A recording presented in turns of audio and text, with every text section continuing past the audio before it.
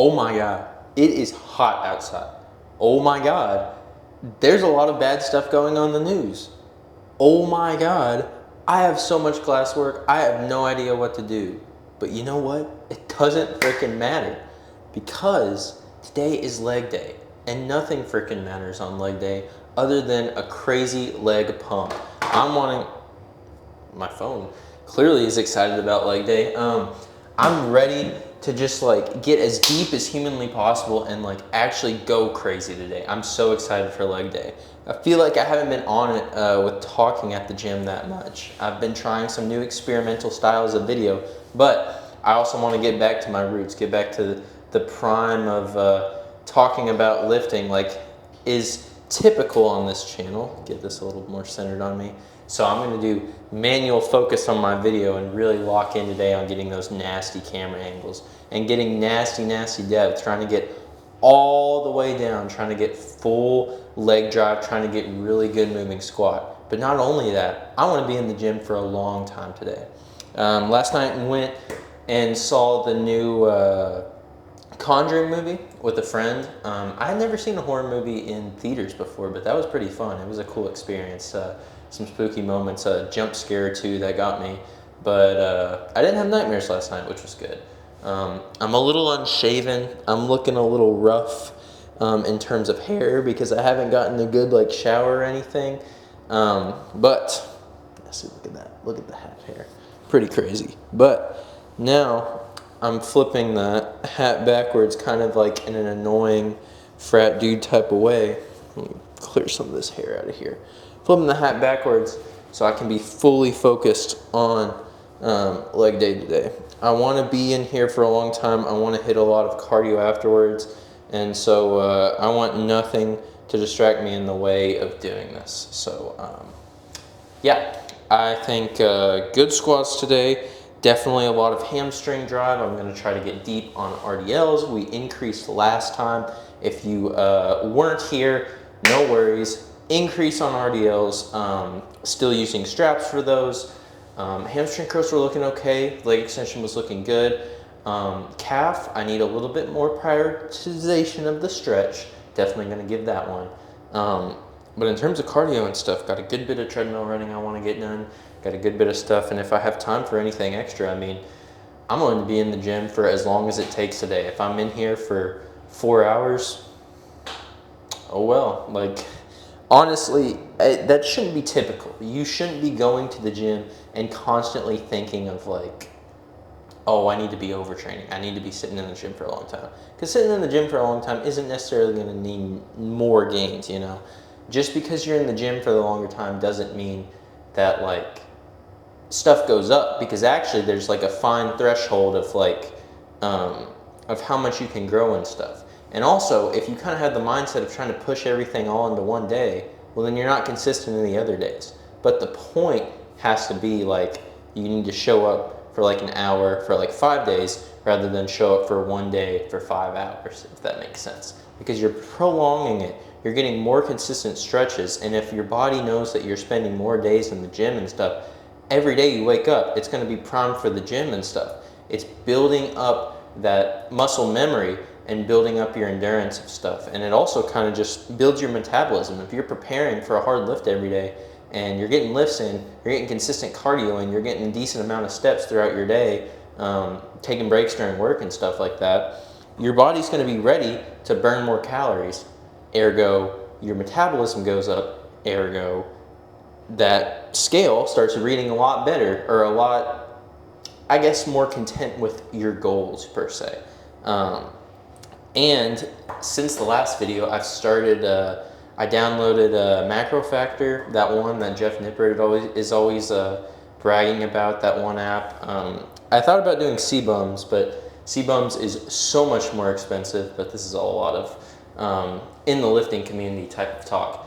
Basically, I downloaded a calorie tracker where it'll like kind of scan meals and stuff, and it'll tell me how far off I'm off of my protein goals. And so far, these last 2 days that I've been doing it, I've been hitting like not even my full body weight of protein, which is something that I've realized like I haven't prioritized protein. So I need to add that back in, but I'm ready. I'm ready. I'm kind of tired of talking about lifting, and I want to actually get in the moment of lifting. So let's go. Let's see it.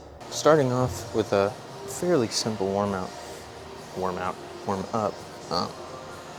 Doing 235 on here, just like last time, managing it for 8 reps and trying to like control things all the way down. Working on setting my core, working on setting my traps, working on setting everything. And I watched some videos over the weekend on proper squat form, so I felt like my legs might be tilting in a little bit too much, so I'm going to work on kind of like tilting them out and revitalizing how deep I get comparatively. So let's see.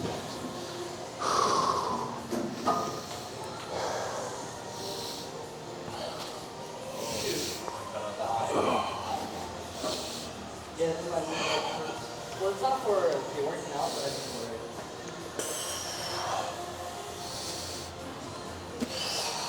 I have no idea.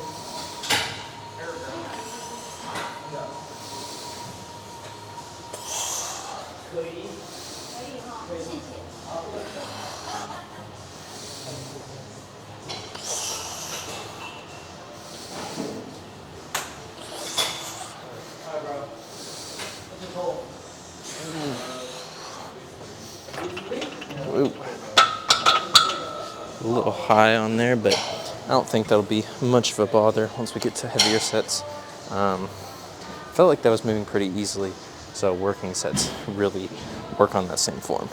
You know, I tried to own the backwards cap, tried to own the aesthetic of like working hard with that, but I think it just looks stupid on me. I was looking in the mirror and I was like, nah, this is just not my look. I think I'm just gonna go back to regular cap. That's more my style, but regardless of cap politics, we've got 280 loaded on the bar now. What was it before? 235. Now we got 280. We added a 25 on each side, so makes things a little bit heavier, but not supremely. Wait a minute, that's not right math.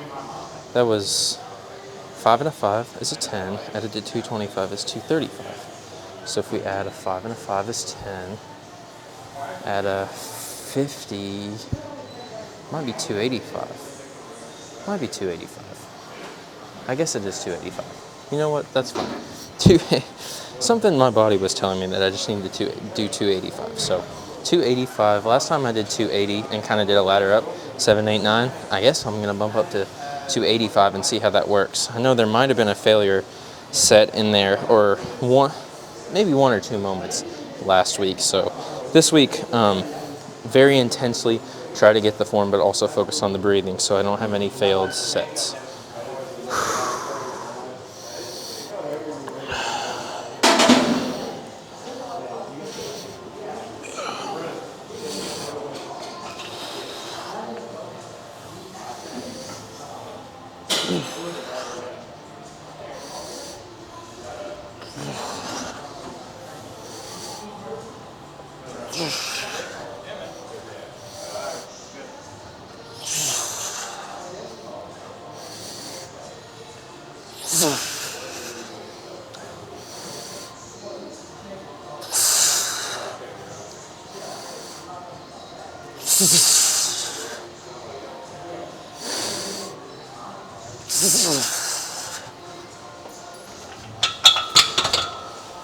Okay, see, that's what I mean about breathing out heavily. That really helped out on getting out of the bottom of those reps. Now, I gotta be honest before I start this set, this feels a little bit like cheating to have a leg day later in the day, because, you know, I did it over the summer, but a lot of the time since starting school, or honestly every single leg day since starting school has been in the mornings. So in the mornings, I'm still waking up, I'm still kind of tired. I'm starting out a very tired, not food-fueled, like not hype at all back squat. A back squat that's purely about function when I do it. So starting out with a bunch of, calories and stuff and a bunch of positive mental attitude to get me through all of this, it's not the same. I'm not going to move the same weight as, a morning when you'll see me. But, that's part of what you have to gauge. You have to lift mostly consistently, like I'm not going to say you have to lift every single morning because I definitely don't. I have stuff that comes in the way. And I'm not saying, you have to lift every single night, because sometimes you might have a night out planned and you're like, I need to get things done in the morning. It's all up to preference, but you can't change it every single day. You have to be like, okay, 3 to 4 days out of my 5-day plan, I'm going to lift at this certain time. And I'll save one day to change things up on like a target muscles day. But then the next week you can be like, well, I need to change it up for chest day. And you can change it up just every now and then. But you can't do like every leg day I'm going to lift at night and every other lift I'm going to lift in the morning. Or I guess you could, but you have to keep it mostly the same. You have to keep your progress mostly the same because, that's like something that's going to mess up the data. It's going to mess it up if you change, what time you lift. It's going to change if you are bulking or cutting. It's going to change on a bunch of factors. So gauge those factors, realize those factors, and I'm realizing those factors going into this third set.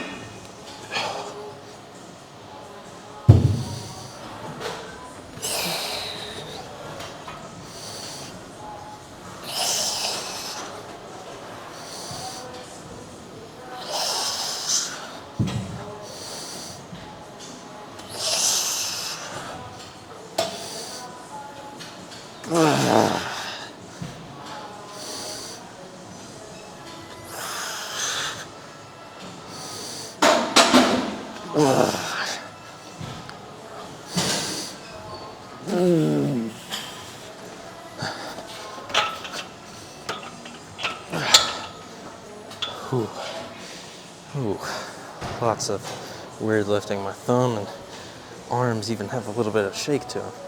A little bit of shakiness on them, but that's how I know I'm pushing hard. For a final set, it has to be all out. It has to be everything I can give.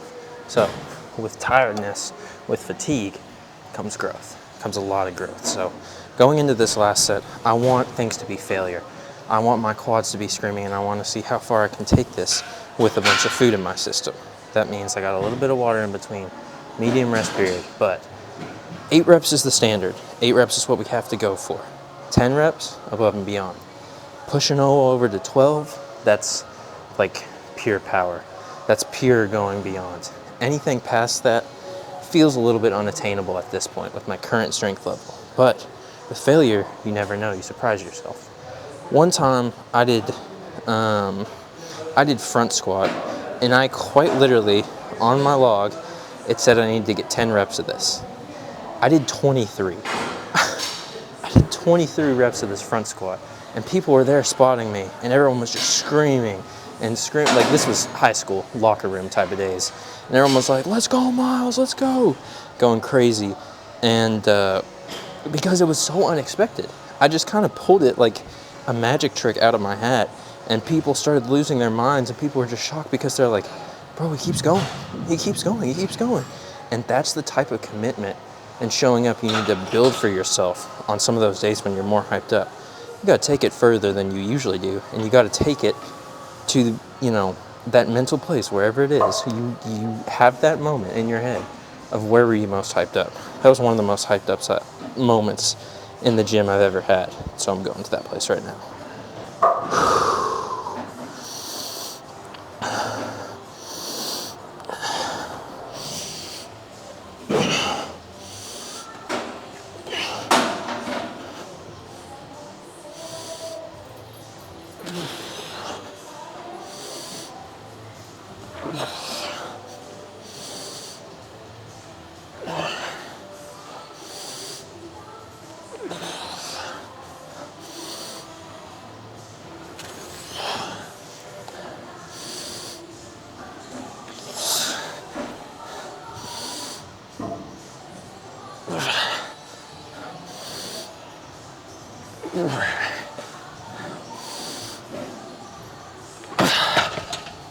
Okay, pretty sure that is like 8.5. Getting on down to that ninth rep. Have to go back and watch the log, but I'm happy with that.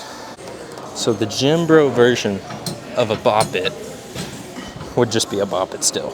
But if we were making a new one, the bop it 2, we would call it a stack it. And what would it be? It would be like stack it, slam it, rack it. I don't know. Come up with the last one. Tell me the last one in the comments. I need to figure out if I can team up with Hasbro to make a Gym Bro flavored toy, but besides that level of creative genius, I'm talking about the stack it, because we've got 145 on here. And that's a full stack on this machine that's mostly meant for people that aren't like trying to go try hard mode. But of course they've encountered a try hard in me. And I'm going for 10 reps. That's what we're gunning for. 10 reps this first set, 10 reps second, and then 9 reps for the last one to kind of deload it a little bit. Of course, that's based on injury, that's based on stretching, but I had a decent little stretching session before I did squats, so I think I'll be able to take it, but we'll see. Medium kind of range of motion.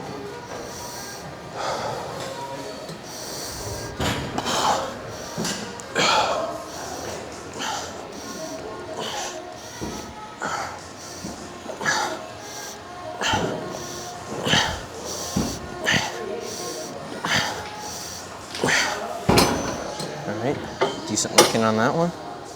Stretch out the legs a bit.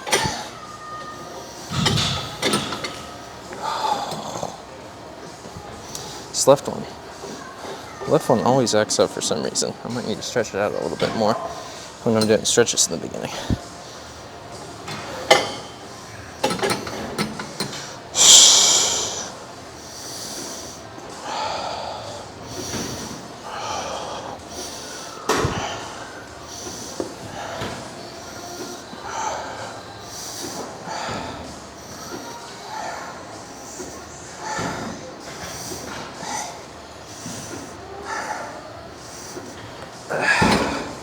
Alright, looking decently well on that.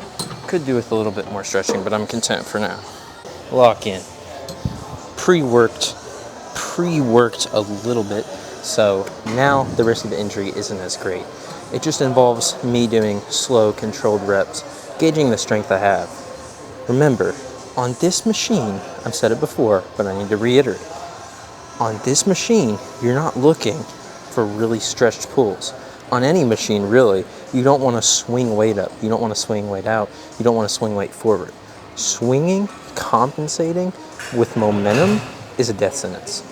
Any exercise. But on this one specifically, you are dealing with the most tender muscle. I mean, especially for men. I say especially for men, but like especially for women too. Let's be honest. We can't be sexist here. You are dealing with the most sensitive muscles in your entire body. If you are swinging weight with momentum for the sake of it, injury every time. And I've done it. I've experienced it. I've had to quit leg days because I've injured my inner leg on this exercise. Broadcasting this on the internet, this exercise, it's kind of risky. It's kind of risky showing something so vulnerable. But that's the point, right? I'm not going to cut this out of a video every single time I do it because it's necessary. It helps leg days. It helps your mobility. It helps so many things. And it's a risky movement. So I want to show the way to like do it right. I'm not going to compensate form just for the sake of going a little bit wider. I need to work my legs up to the point where their strength can carry it all the way there.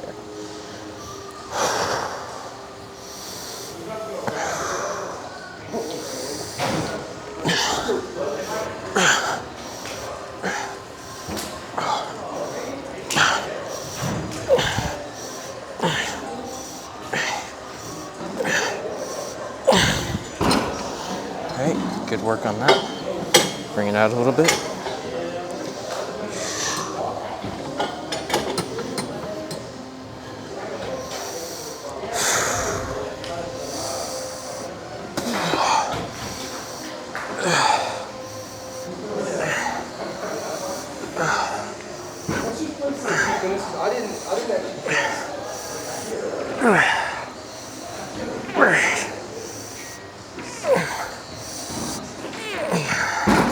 Alright, that was probably the most in-control set I've done in a little while.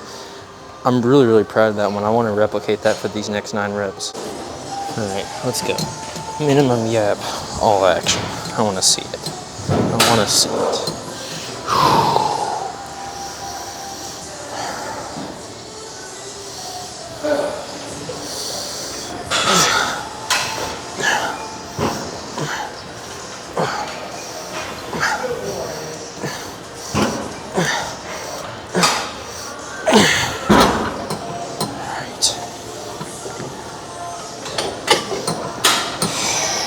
Stretch out a little bit. Let the stuff flow through. And bring it out. Locked in. Grab handles. Breathe in through nose.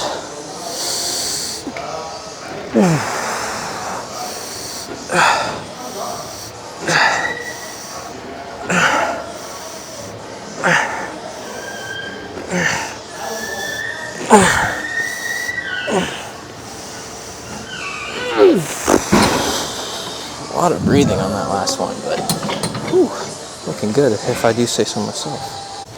235 for 8. Gotta make deep work of these stretches. We gotta get as low as possible to the ground because that's where I'm gonna feel the most tension. Now, obviously, well, probably not obviously, I might have to explain this a little bit. With RDLs, you're not always going to feel the stretch, especially if you're at a high level doing 235 like I am. You're not always going to feel the stretch immediately day of, but you'll feel it the day after. I've definitely said that in the video before, but there's almost a little bit of a lag between what you're feeling when you do this exercise. And that's just because of like the size, the vastness of the hamstrings, and just feeling out a deep stretch. Like you're gonna feel it more when you're lying because you're already pre-stretched. But feeling out the stretch on here, you're not stretched until you get all the way down. So wanting to feel that stretch, just gotta know it's there. And you just gotta go as deep as possible.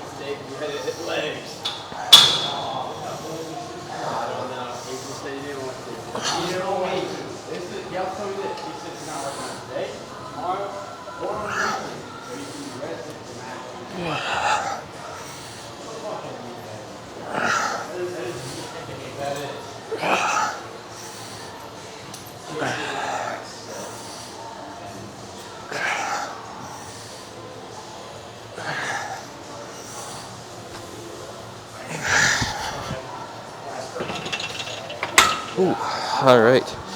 Felt like my breathing wasn't super heavy that set. That's also because I haven't done hamstring curls yet. Wrap these things good and tight and work out second set. I feel like I'm getting better and better. In the beginning, you know, wrist reps, lifting straps, or rather, I had no idea how they work. They're almost like this comical beast of how strange they are, of how like, I don't know, one way has to flip upside down, the other one has to flip a certain way. You have to be used to grabbing and wrapping and doing the little motorcycle thing. I might have to make some YouTube shorts about that, about how to like work wrist wraps properly. But regardless, one more set. First set was pretty easy, so I took kind of a lighter rest period. But this set will be, you know, fairly straightforward as well. Knock out third set, not much talk, and move on to calves.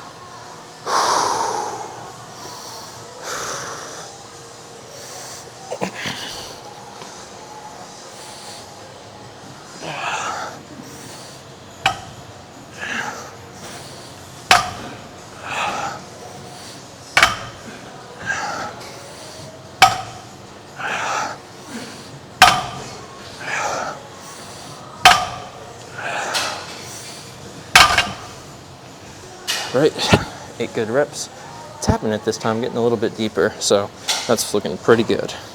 Now, off the ground isn't really that much different than, my mic almost clipped off. Off the ground isn't really that much different comparative to on the bar, but you do have to dig a little bit deeper. And you have to start from the bottom of where you normally would place yourself during a RDL. So normally, you know, you extend your butt back first during an RDL. So at the bottom, you almost have to imagine it's kind of like a deadlift. Of like setting yourself, getting your butt lowered, and then pushing up through your legs, and then pushing the butt back. Almost like frog position as you start. But there is kind of a small little added benefit of starting from the bottom out and increasing if you do deadlifts. Now, I've never particularly done deadlifts. I used to do cleans, and definitely this is very powerful, I don't know, maybe habit prep for cleans or deadlift. And that's really what that's priming more than anything. It's just the habit. Not necessarily getting better at the actual exercise because you're not doing the actual exercise, but just the habit of stuff. For me, it's just fun. It's just, I just like working the weight up this certain way, a little bit of a different way. So, extend up, a little bit of breath out, breath in, butt down, get legs, stuff set, pull up.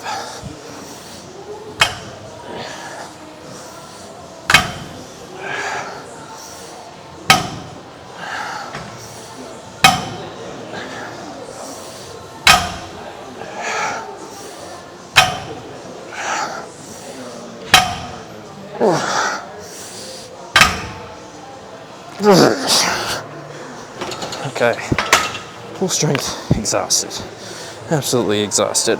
Wrists, a little bit worn down, but that's okay. Calves, things work a little bit differently. I smell crazy calf raises. I smell absolutely devious calf stretches of 280. Now 280 is pretty heavy. We're getting to pretty weighty territory, which means I gotta focus on the stretch. I can't be squatting as much as I'm calf raising if I'm not prioritizing the calf raise, if I'm not prioritizing how deep that decon stretches. Because, you know, as we all know, I feel like that's the catchphrase of this video, as has been said before, I'm just repeating myself, honestly. And that's what needs to happen in the gym. You need to hear the same messages over and over and over. You need to hear the same message that the decline is more important for growing your calves than the incline. A lot of people will see this middle part and they'll go, boom! They'll go crazy high. They'll hold at the top. They'll hold at the top. I watched something the other day of this girl being like, when you do calf raises, hold at the top. No. If you look at the science, if you look at more prolonged gym bros who are focusing on that decline, where's the best stretch at? At the top? Like, you might feel it the most, but there's only so much that can go. Go all the way down, all the way down, all the way down. Whoa, suddenly that decon stretch, you feel it permeating throughout everything. You feel it permeating throughout this bottom muscle right here, the one that's gonna pop out your calves the most. You need to think about things like this. And you need to think that when we're going down, slow down, powerful up. That's what it is. We're stretching both, but we need a slow down and a power at the top.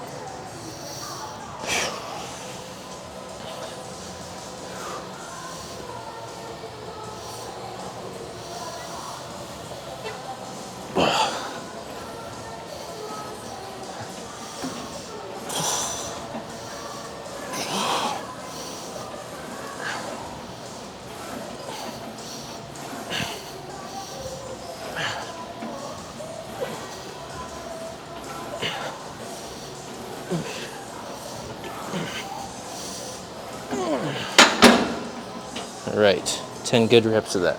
I'm happy with the slowness of those reps too. Ladies and gentlemen, lock in. Nothing else to say. We do the same thing for these next 2 sets, and we get to be happy.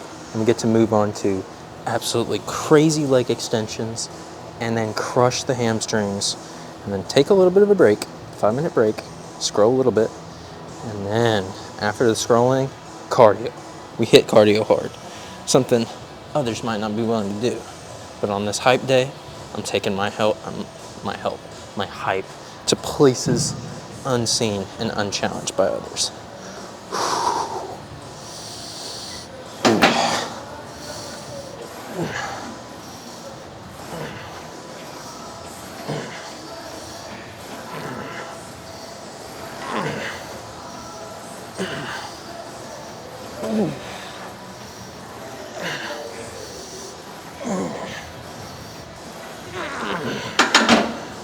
10 good reps again. I'm on fire today. Let's keep it going, light rest period, and then we're gonna go. What did I tell you about being the GOAT? What did I tell you? Look at that. Even the Duolingo owl is jacked. Even the Duolingo owl is hitting that crazy lat spread wanting to show off how much I'm doing well. Like, what did I say about my progress taking me far? Let's hit it. I don't even need any more rest period. Perfect Duolingo lesson. I want to see those good reps. I want to see perfect reps for a perfect lesson.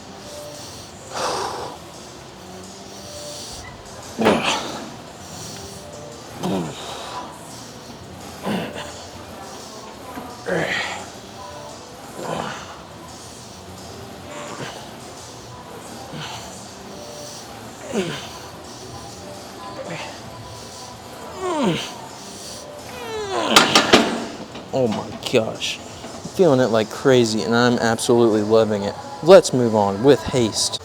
Low battery on the camera, but high battery in terms of the pressure I'm getting ready to put myself through on this workout. We're already going absolutely insane. Where's that pull pin? There it is. We're going absolutely demon time in terms of what I'm doing on squat, in terms of what I'm doing on calf raises, even in terms of hitting very good. Why is that going further away? In terms of doing very good with RDLs. I'm already very happy with what my progress looks like leg-wise. So why even change that? I'm doing the same weight that I did last time, 170 for leg extension, but I want the control. I want the control back. And since I've been eating better, tracking my calories, since I'm doing so well this workout, I want to continue that same progress, that same internal growth, the mindset that's really helping me out. And obviously, like I said, so many things are helping me out today. PMA, positive mental attitude. I was trying to remember the acronym for it. PMA, good high protein, plenty of carbs flowing through my system, relatively good sleep today, sleeping in until I naturally woke up without an alarm, good amount of classwork finished today, and I don't know, just everything. Just something about the workout is absolutely vibing with me. Not this loud music. This loud music is muddling my thoughts, but who cares? Oh, and also Duolingo. I'm killing Duolingo. I gotta kill this. Like, kill one thing, might as well kill the next. We need to have that mindset.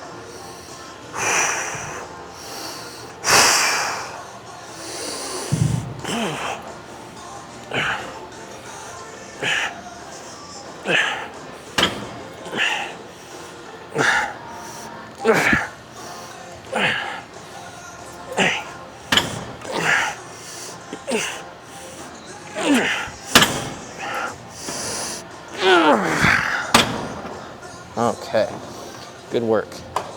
Pad slid up a little bit, but I'll ameliorate that next time. All right, kill the set. Dark pump lighting, knees locked in, body and mind locked in. A little bit of zoom out. Jeez, we're a little. Oh wait, that's as far as we can zoom out. Okay, well, zoom in maybe. Ooh. I want to see the legs there. Okay, wait, that's way too zoomed in. See, still figuring out this camera thing. Things are still weird on the camera. It doesn't zoom out as far as I'd necessarily like it to, but maybe I'm just a little bit too close in general. Oh well. I'm not worried about the camera. I'm worried about the leg strain. Slow and in control. 12 good reps.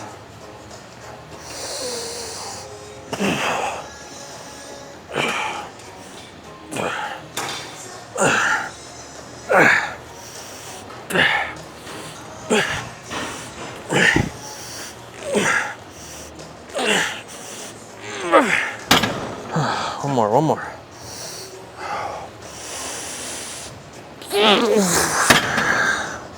Something primal came from that. Something primal. I can hear my ears ringing.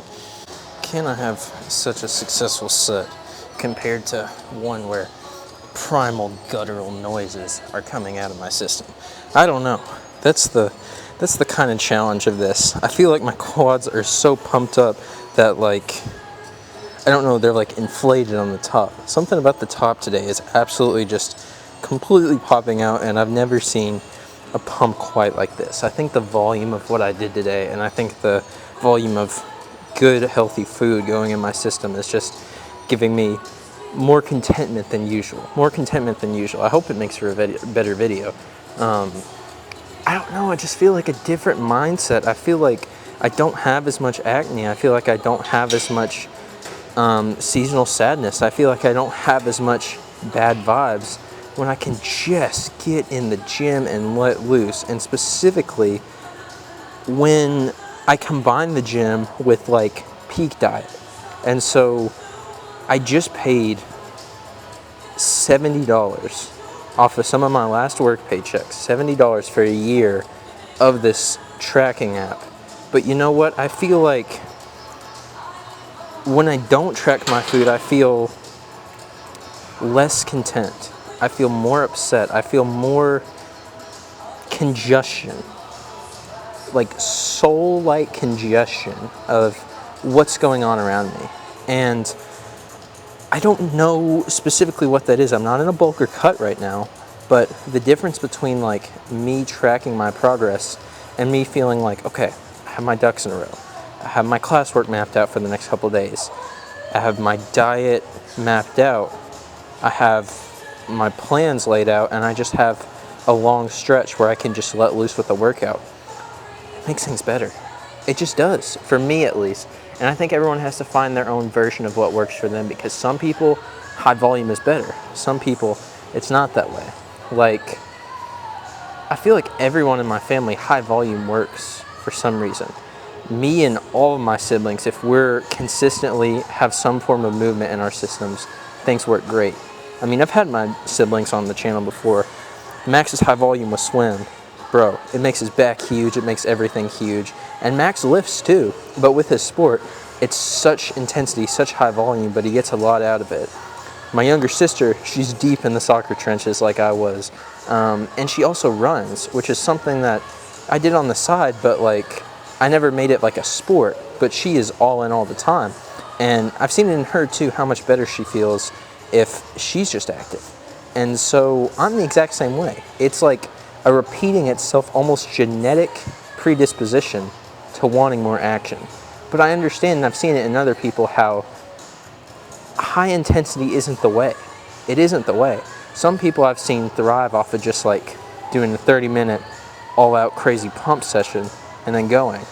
That gives them the best mental. They like the clarity, but they don't want to have like everything tracked, everything mapped out.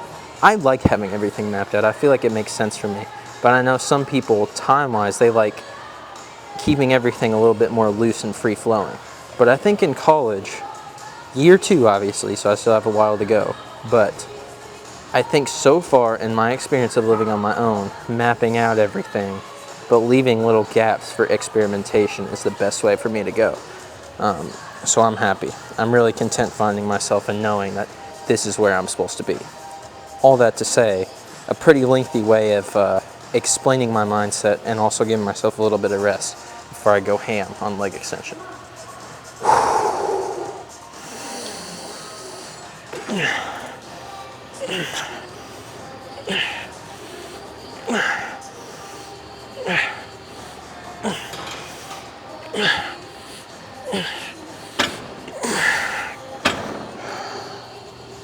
Three more.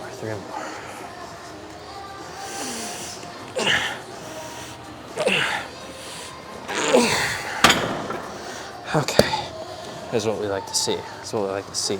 Only thing left is hamstring. Okay, last bit of the exercise, and we're going pretty crazy. We're going pretty deep into hamstring curls. And usually I have a little bit more energy to knock this out because I do it right after back squat, right at the peak of the lift. But we've changed around the order just a little bit because the evenings have a much busier gym, and there's a lot of people interested in hamstrings today. So I'm gonna have to replicate that interest that the general college public has taken in hamstring curls by trying to go as hard as I can at the very back half of the set here. I've got everything set up to my knees, everything's even, and what are we doing today? We are doing 145 for 12. Same as last time. I felt like I had pretty decent control last time, but I'm gonna see how that looks fatigued before I move on to, oh my gosh, that's a full stack. A full stack is 150. Of course, I can bump it up to 165 with some of the weight changes, but homies, we almost have a full stack on hamstring curls and abductors and adductors. I didn't even realize that. I didn't realize how close we were on this machine. Cybex machines are obviously like, they're for your early advanced stage of lifters. They're not for people that are going to be on steroids and stuff. But like, that's never been my goal, is to stack machines. But like, I might be maxing out my potential here and might have to ask some coaches for times that I can get into the other gym once I start stacking out these machines, at least for a leg day purpose. Because I want to make sure I'm pushing myself further than I can normally go. But obviously going to make sure I have control of these. So I've done my fair share of talking in today's video. I've run my mouth a lot with how excited I am. Let's see some action.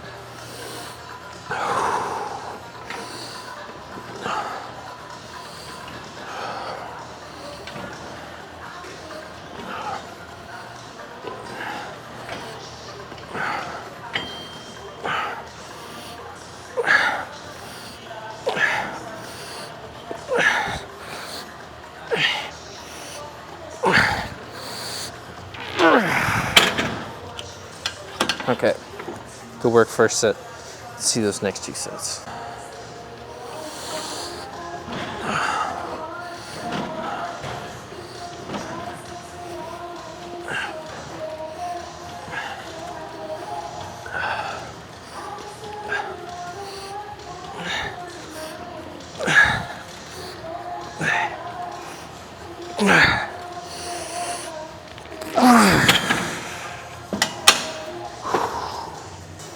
All right, we've made it to the premier spot, the premier end of the workout.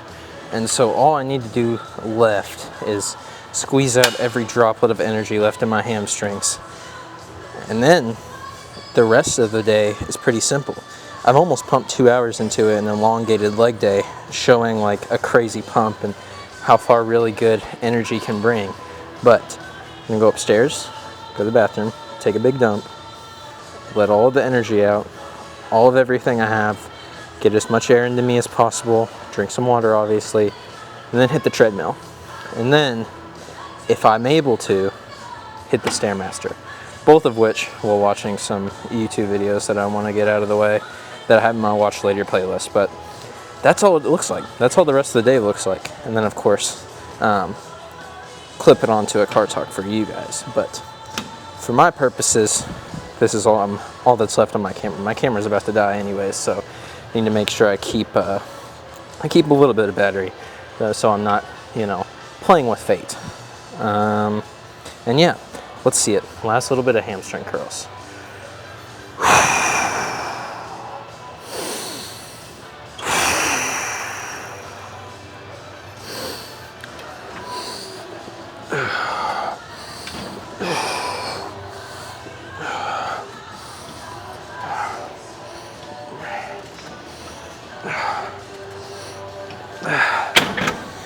Five more.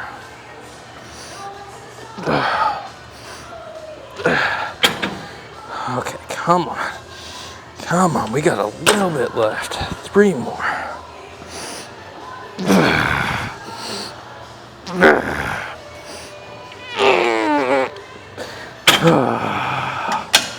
Okay, that is what I call good hamstrings. Make a note to keep working on that, and I'm happy. Let's see that talk. Well, it's pretty late. Certainly not the time for every car talk, but definitely feeling the vibes of it tonight. Definitely feeling the vibes of, I don't know, just kind of letting loose with my thoughts, with my ideas. And boom, there you go. I did the cardio. It's been a couple days since then. I have a backlog of car talks I need to kind of get going. But I usually film car talks when I have a great idea around them. And for the past couple days, I wasn't really feeling very inspired to talk about anything specific. But now I definitely am. Now things have changed a little bit. And that's because I'm uncomfortable. I really am. I'm uncomfortable. I am not in a place right now where I am comfortable. Now that's a big, bold statement. That's kind of mysterious. What are you talking about, Miles? Comfortable? What do you mean? Let me break it down. Comfortability can sometimes be crippling. You know, we always want to work towards this comfortable place. The goal in working very hard is to get to a place where comfortability is like the option. Like, what do we work for in getting a job? What is the end goal? To retire, to get to a place where comfort is the answer. But we have to go through a lot of hard battles and stuff. So then why work? What's the point of working? Well, the point of working is to provide for most people, but also like, what happens if someone has the means not to work, but then they don't work anymore? Well, they feel a little bit empty. They're like, what do I use my time to do? And even if it's not working for the sake of making money, they're still going to go out and do something because it's a purpose, it's passion, it's what fills you with energy. But work itself is gratifying and fulfills you with that energy because it's breaking outside of comfort. Now, the goal is to reach towards comfort in the end. But even when you reach a comfortable stage, you're still going to go out and pursue uncomfortable things. Why? Because the thrill is something innate. It's something that, ripples passion and ripples love and ripples stimulation in us when we do something uncomfortable, but it pays off. It's, a stretched out payoff, something that not everyone might not see. It's something that a lot of people who have instant gratification all the time, they can't really see the end game, the end picture. But if you're looking a little further out and you engage in kind of like the idea of pushing yourself outside of your comfort zone, it yields so much benefit. And right now that's very much in a place where I'm at, especially in college. The last couple days, I've been sitting through lectures where I have no idea what stuff is going on. I've been doing assignments and feel like I get by through like, I don't know, hope and a prayer sometimes. And that doesn't mean that like I'm stupid. It doesn't mean that I'm wrong or that I should give up or anything or that I'm like too out of my depth. It just means I'm uncomfortable.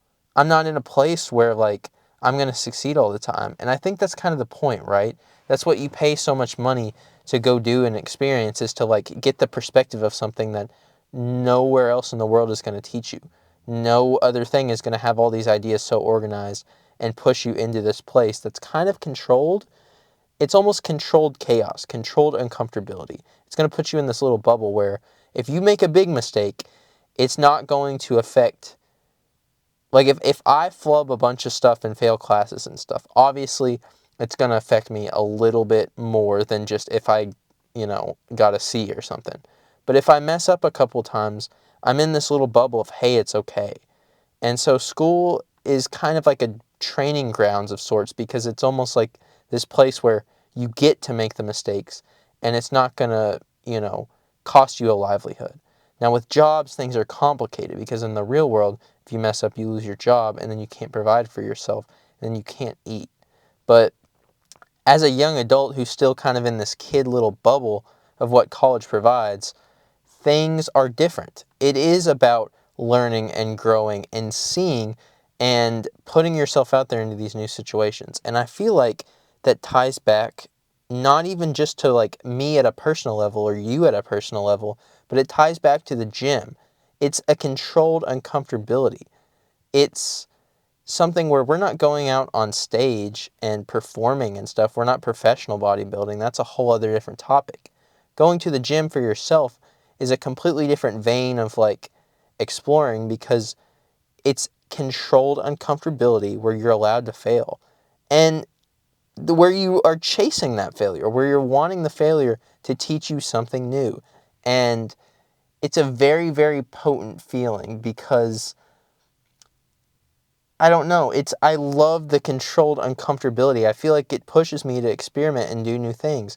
And with tonight's leg day, it was insane. It was insane. It literally like kind of redefined feelings about leg day and going hard and what a night lift could look like carved up. But it's because I went and experienced that.